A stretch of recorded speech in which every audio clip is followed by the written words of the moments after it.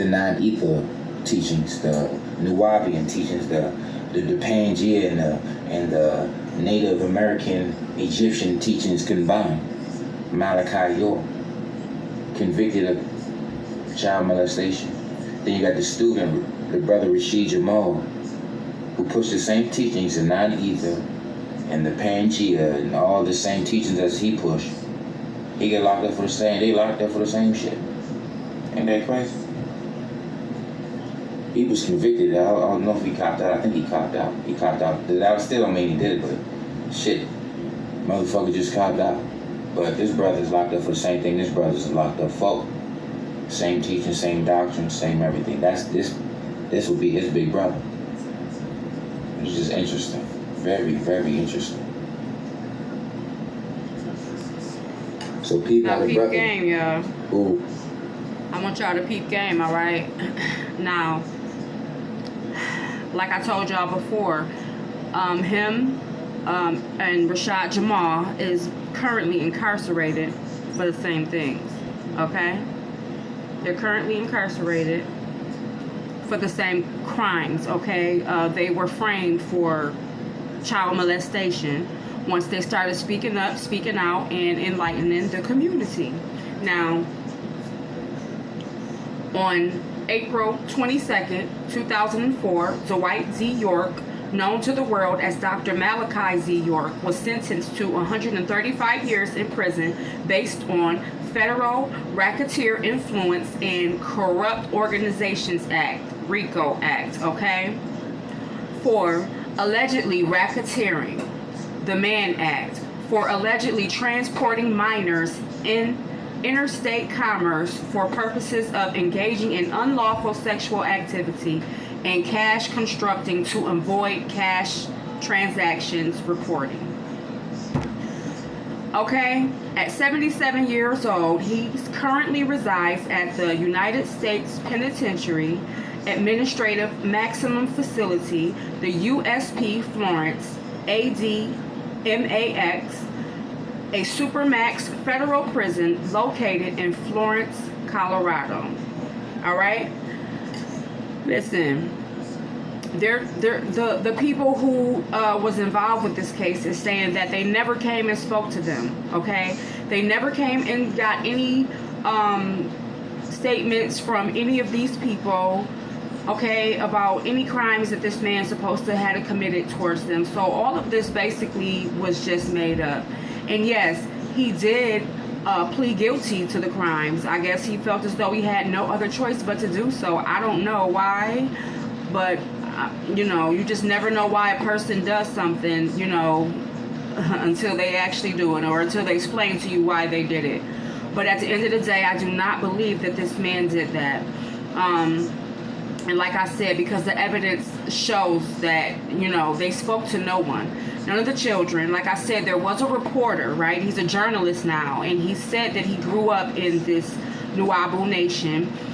He was a teenager and he walked in on two boys sitting on Dr. Malachi's lap. And that was it, right? After that, he was disgusted. Supposedly, some people came up to him telling him about, what Dr. Malachi was doing to their sisters and things like that. But the sisters never stepped up. And the people who told him about the sisters being abused or whatever never stepped up either. So all of this is frivolous. I believe it was all made up just to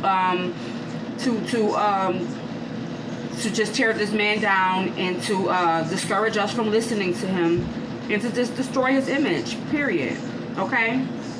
So now, you got to remember the same thing happened to Rashad Jamal. The same exact thing happened to Rashad Jamal. So we have to keep in mind that you have people out here that will try to tear you down when you get to a certain point in your life. And a lot of times there be people on the inside helping those people on the outside to destroy you.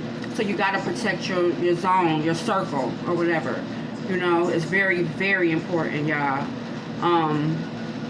Now, Rashad Jamal, as you guys know, he's from Chicago.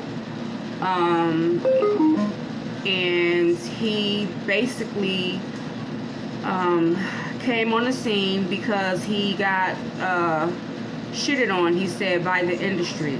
They were trying to convince him to join the industry, and they were offered him some money, and he wouldn't take it because he knew what came with it, and he wasn't down with all that ritualistic stuff or whatever, so he wasn't down with it.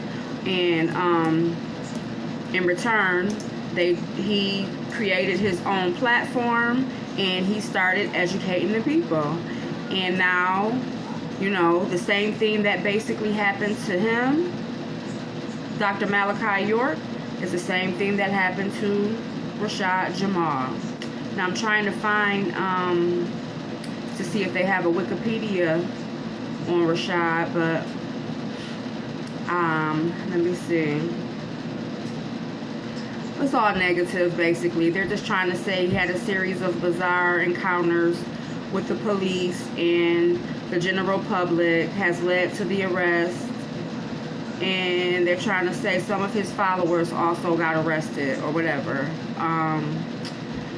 You know, they're always going to say, like, if you're affiliated with a person and you do something, they're automatically going to say that you guys are tied to each other. So it's all a conspiracy, y'all. Y'all got to know this. This is a big conspiracy going on in our world right now.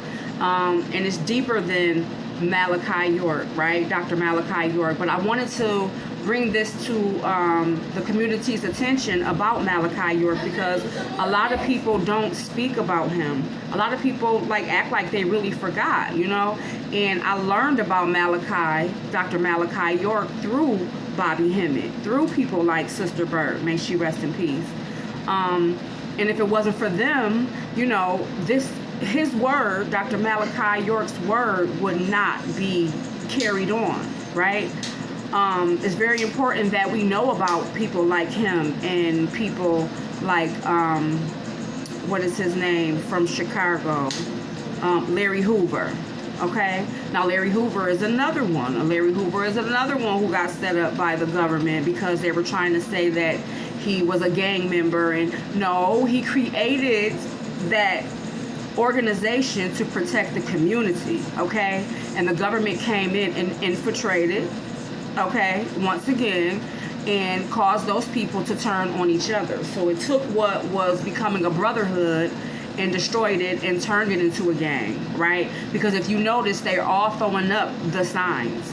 If you look at the gang members, they're throwing up those Egyptian signs.